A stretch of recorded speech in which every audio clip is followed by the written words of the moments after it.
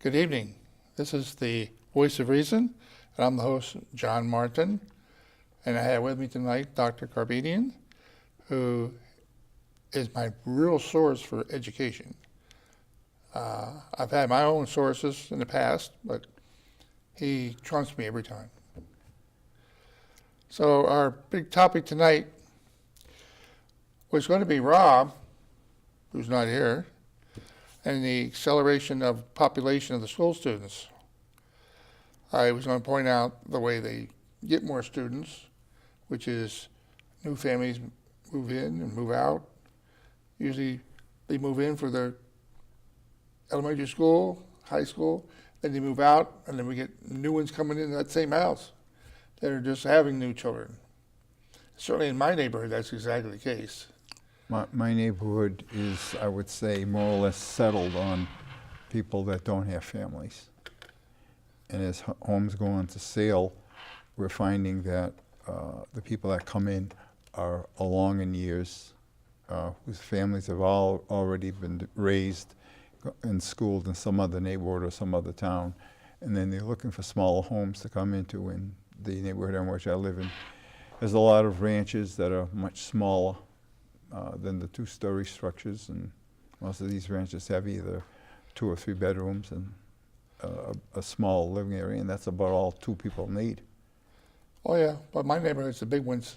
Yes, there are a lot up there, John. Yeah, and so some are older, so they can get families can afford them, but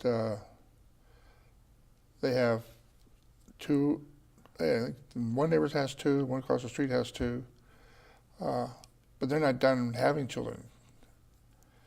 So they're going to keep filling up the schools for a long time. We're going to have more students. And when we look at the expansion of these shopping areas, and what I have in mind is the new shopping area that has gone on, they call it the Lakeway Commons, where the banks are, and they get 2 restaurants, and they have Whole Foods, and there are apartments there. Are those apartments large enough to accommodate children? Do you know? Well, when they were planning it, they were planning to have mostly 1 bedrooms, but there are some 3, and along the back there, they built actually townhouses. Yes. I think 6 of them. So it's a mixed bag. Okay. They thought they were doing good by having so many smaller places. But what we found out when we had other new large apartments started, people cheat. You'd say, well, each child needs their own bedroom, or if it's 2 girls, okay, if it's 2 boys, okay. But if it's a boy-girl, you need 2 bedrooms. Mm-hmm. And they put bunk beds in, they put kids sleeping in the dining room, whatever. They just fill it up as they go along. So you're saying they're capable of bringing a significant number of children into that living area? When they sign the lease, that's when they check to see how many kids you got. But after that, they don't keep up with you as far as having more children. And so they can if they wanted to, they could check on these people, and then they'd say, hey, you got 3 children, it's a 2-bedroom, it's too small for you. And they could boot them out. Can they legally evict them? Well, they can not sign the lease. They'd have to sign a lease every year. They could just say, we're not offering you another lease. So they can't do that? Oh, They yeah. can withdraw the offer. And the state wants them to. State doesn't want to have low-credit housing. That's not good. Yeah. So we know what people do if they get an opportunity. That's cheat. They love to cheat. Now, on the new project they're going to be putting in down on Route 20, I think they're calling the former Edgemere Drive-In project, where they're putting in a market basket supermarket. There's going to be housing there as well. Do you know if that housing is going to have apartments or quarters to live in which there's going to be room to have children? Well, I haven't got a good read on it lately, but all the zoning was mixed use, which means apartments and houses are coming along with commercials along the main street. Right. So I know that a lot of the town officials have thought over the years that if they zoned it that way, they would have smaller population growth. But the town somewhere along the way got saturated, and now they get another development mixed use, and sure, maybe they only get 40 kids, but it's 40 more than we had before, and we have no place to put them. I used to know a guy in the school department that was in charge of busing. And I remember when there was that apartment complex off of Route 9 opened up. I said, how many kids are coming out of there? And he actually went and checked. He knew all the buses were in, what the total was for every bus, and it was a smaller number than you'd expect, but still more. Right. Well, as they keep on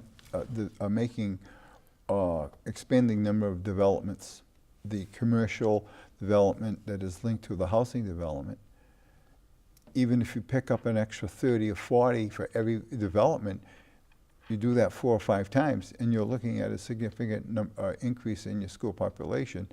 And it seems that most of those students are going to be at a younger age, the ones that you are picking up.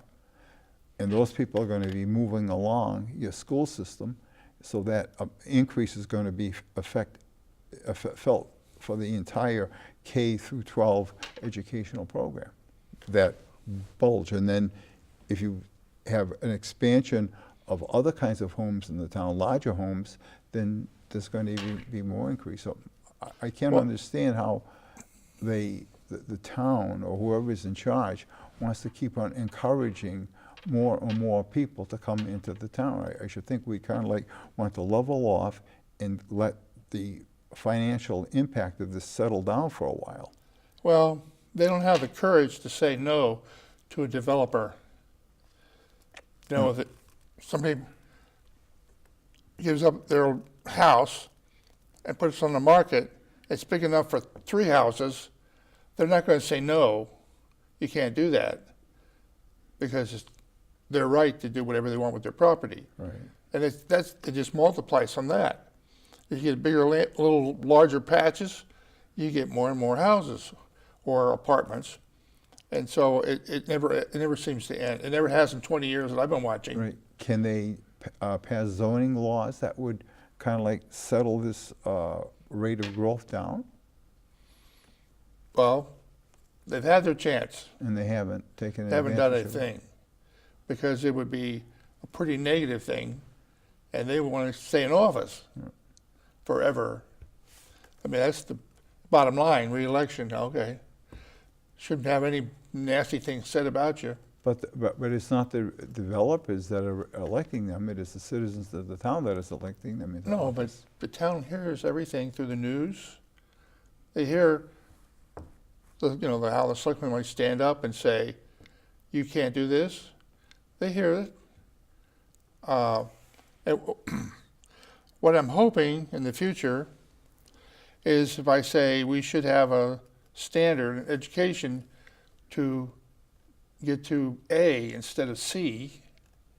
We're at C now. Mm-hmm. That's the new grading system. Yes. And so to get to A, you're going to have to do something that's really unusual. And like you say, maybe stop the pipeline of people moving in some fashion.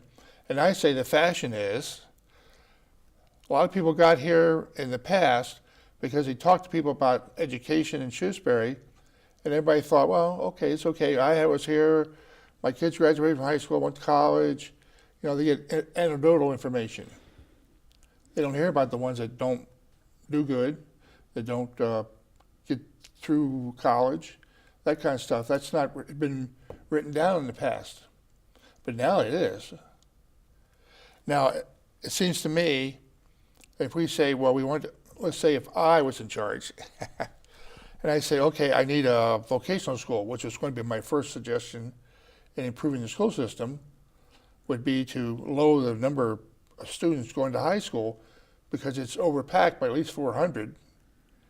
A significant amount of kids in there. And so if you can get a proposal like that through, you can see whether the school committee wants it, you can see whether the selectman wants it, you can see whether the town meeting members want it, you can see whether the town wants it, and where it might drop out along the way. And that will be news. That'll be reported, every which way on our cable TV and our newspaper reporters, because it's news building a new school, especially something as unusual as a vocational school. And so if they don't get it, I think the public will start hearing why they're not getting it, why they're satisfied with a C rating instead of an A. And so once everybody starts hearing this and starts finding out about it, when somebody comes to them and say, well, what do you recommend for a suburban town around Worcester to live in? They're going to be pointing somewhere else for education, because Shrewsbury is not hot for it. And that's what I think it would be a way of stopping it, would be to get a bad reputation, a well-deserved bad reputation. Right, well-intentioned. And so that people won't be coming and flooding the market with more children. Yeah. And so I'm the big bad bully now, but. Well, no, I think. But I think that's what needs to be done. I think you're talking another way of approaching the problem. The other concern that I have, and I think I've expressed this before, is with all this extra development, both commercially and in the residential part of it, is the increased strain it's going to put on our water usage and supply, and also on our sewer. Well, we're getting the sewer beefed up along Route 20. They're going to be pumping it out of town. That's already been set up now. The funding's been set up by the state. Okay. They fed everybody the money, because there's not only Shrewsbury, but there's Worcester, in order to get to the water treatment plant, sewer treatment plant. So they're paying a lot of millions to them to put in the pipeline on their property. And then we have our share, a couple million, to put along Route 20. Now, is that expansion sufficient enough to handle, let's say, any significant increase in population? How long is that going to last? They anticipated increased population, and that's why they got on Senator Moore's butt, because he's the one that finally got it on the financial bill in the state to pay people off to get that southern route done. Because we had more. There's going to be a lot of development along Route 20. The old movie house. Right, the Edgemere Drive-In. Yeah, that's going to be a nice chunk. Probably the biggest chunk along there, but there's a lot of little chunks. And then we're just going to add it to the sewer line. And they probably would have, but we didn't have the wherewithal within the town to update those feeder pumps to pump it north, Okay. Yeah. And so now they're saying, okay, we'll get some money and we'll just get rid of that sewage. We'll go pump it the other way. Now, what about the supply of clean water? Do we have sufficient amount of that handle this increase of commercial activity and residential activity? Well, what's a good way of looking at that? We just took a well off the line. Right, and we're building Our most productive well, 6-1. And so we got years ahead of us before we put that back online and use it. But we can always build another well. There's nothing to stop us from going down and tapping in some more well water. Everything costs, but they're really worried about the pollution that's coming up from the well water, the manganese. Right. This past week, we experienced quite a, let's say, influx of that into our home. And as of that happened last Friday, and I was told it probably would clean up in a day or so, but even today we noticed that upon pouring some water in a glass and let it set for a while, At the bottom, you can see the black Every time there's a sediment. broken pipe in town, Right, they did have somebody's getting it, Right, yeah. brown water. I've gotten it. I called them up Friday, and they informed me that there was a water main break someplace in around or off of Grafton Street near the center of town. And also they had been flushing out some hydrants on South Street, and they attributed the problem to be either one or a combination of the both. And yesterday I was outside, and I needed a pail of water to wash the windows of my car. And I opened my front outside spigot, and the water was virtually black. And I'd done my spigot in the back. They said, clean out your spigots. Wow. And I thought just by doing one of them that would be sufficient, but to much surprise, the front one, the dirt had built up there. So I ran that for a good 5 minutes before the water finally cleaned up. But still, inside the house, we're getting black particles in the water. Well, I was hoping they would come up and say, all the distribution pipes are the problem. That manganese comes in there, they're made out of clay or whatever, Right. and they stick to it, and of course it settles to the bottom and sticks there the most. They had one they were working on just a few months ago that the pipe had a couple inches of sediment in the bottom of the pipe. That was all Couple manganese. inches. Manganese, right? Yeah, well, all the problems settled at the bottom, whatever they were. But yeah, the manganese is a problem. It sticks like glue, and they're doing ice picking to try to take the ice to cut it off the inside of the right. pipes Yes. and get it moving out to someplace where it would go on the ground. They're dispersing it. They open up a fire hydrant or something and just let it pour out. But that I don't know when they're ever going to finish doing that, because they've been doing it since they finished the new water treatment plant. All right. 1st of October, we're now going through a process of flushing, which is probably what your experience. Perhaps.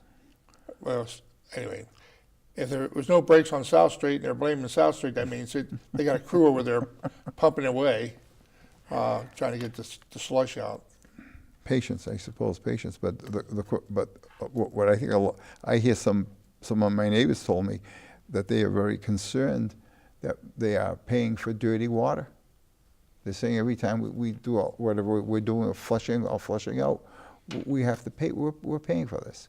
Oh yeah, well, the cost of maintenance is on us, Yeah. us users. Yeah. So we're wasting the water and to clean out, trying to clean our system out, and yet we have to pay for that water that we are wasting. And to me, that's too bad. And I understand that up to a point we have to be patient. But the question is, at what point can we stop being patient and really start to become a little more affirmative and say, you must do something a little bit more to solve this problem and find out how this could be a permanent cure. They have to the tried problem. everything. They've had experts come in from all over the country to advise us on how to solve this problem. We are in a situation where, other than one place in California, we're the worst place to have magnesium buildup, because it's in the ground. It's coming out through the pipes in the water, and we can live with it, except for don't be under 1 year old. Right. I was at a town meeting one time, and they actually apologized to this one gentleman because they had lied to him initially. There was nothing wrong with the water. See, when I came to town, I asked about the water. They showed me the water tests. Beautiful water. That wasn't making it to my house, although it was in a lot better shape than most people's, because compared to most of the town, the pipes in my neighborhood are fairly new. I mean, they seem to be. We're now changing the pipes out on Main Street between town center to Worcester. I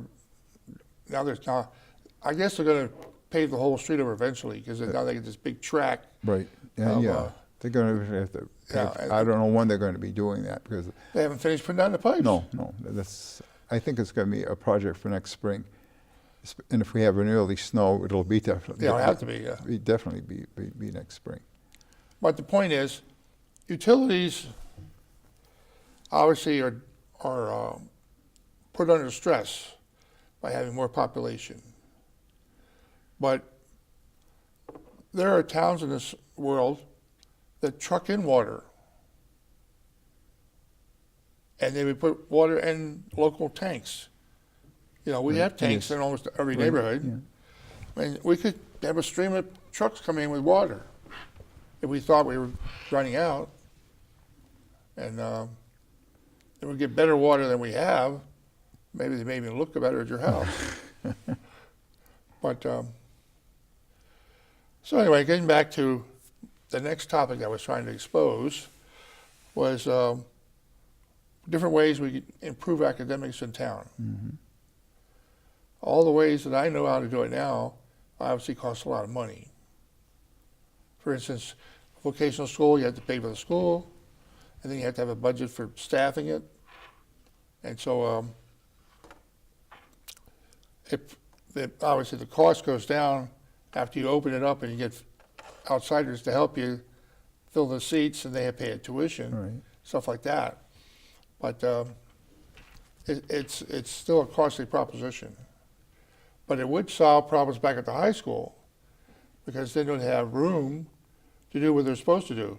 Now at the last meeting I was watching, they were trying to keep classes under 27 students per class. So that's like the academics. Right. They don't count music because that's a big one, or phys ed. Big. I seen phys ed one year. You couldn't see the gym floor. There were so many people down there.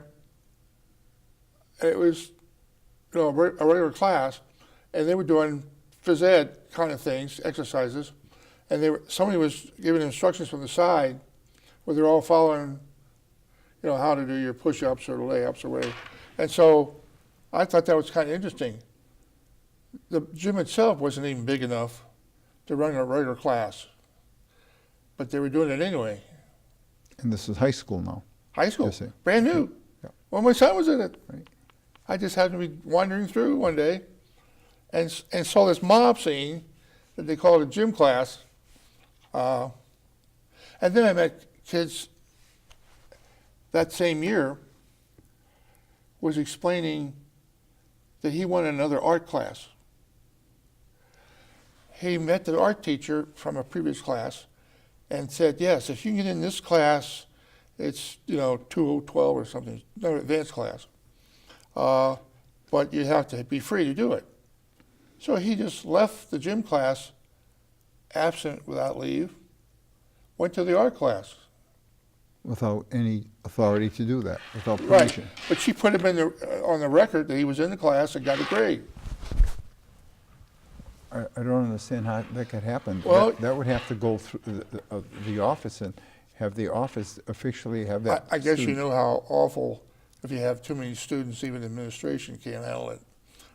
So the guy was just trying to explain to me, he was getting a grade in art, and he would get a grade in phys ed too, because they haven't taken a muster in months because they don't have time. How could he get a grade in phys ed if he wasn't there? He started in phys ed.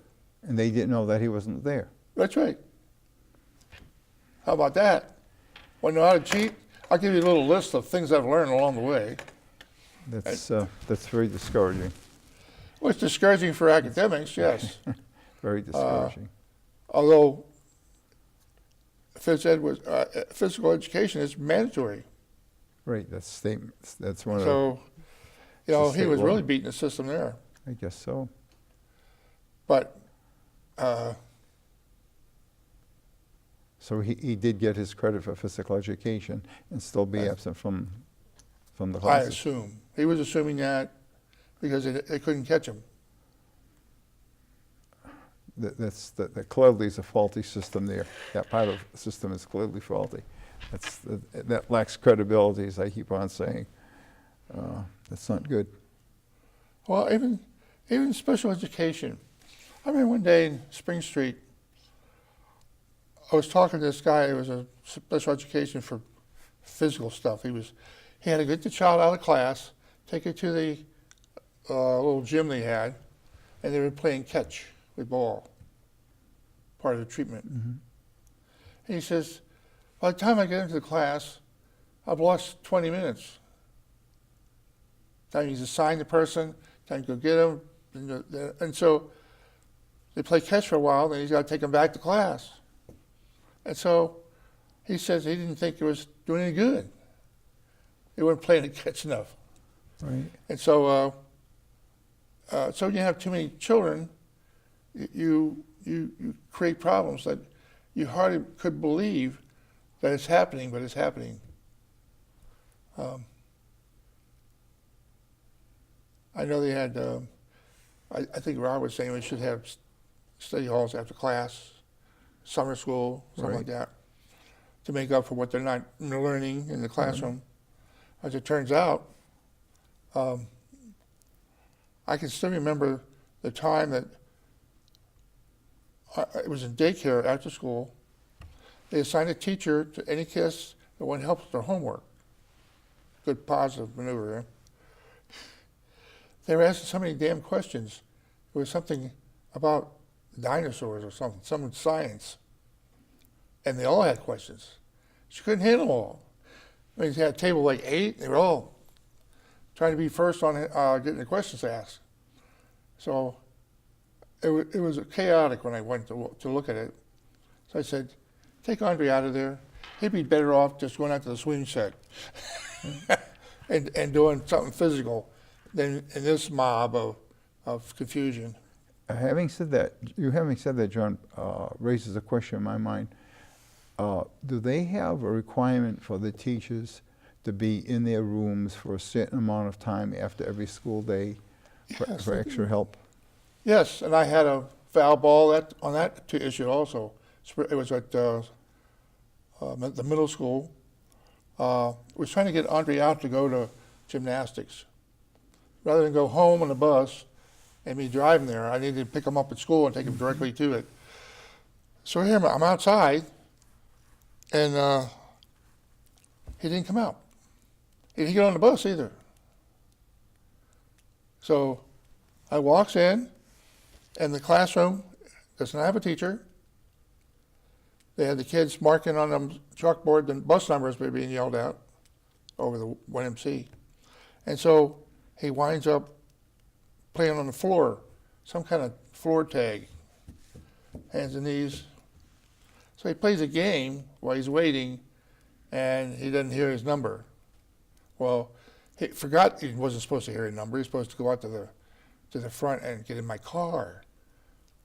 So the next time I picked him up, the teacher came out and delivered him to my car and apologized for not being in the classroom. See, the teachers hold meetings during that time with other teachers. And it was her time to be somewhere else. And nobody with kids. Mm-hmm. No, he was what, maybe 4th grade at best. That's the top grade in that school. No, 5th grade.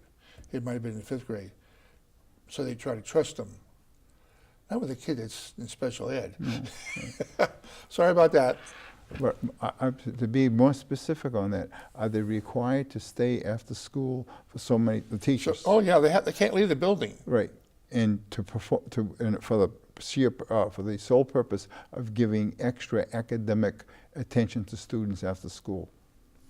Well, what they do with their time, I'm not sure. I just know trying to get them the kids out of the building was one of the jobs that they have, and this one didn't do it. Yeah. In any case, our time is up. He's in there waving a flag at me. We got real hot topics next time, just for your ears. So long.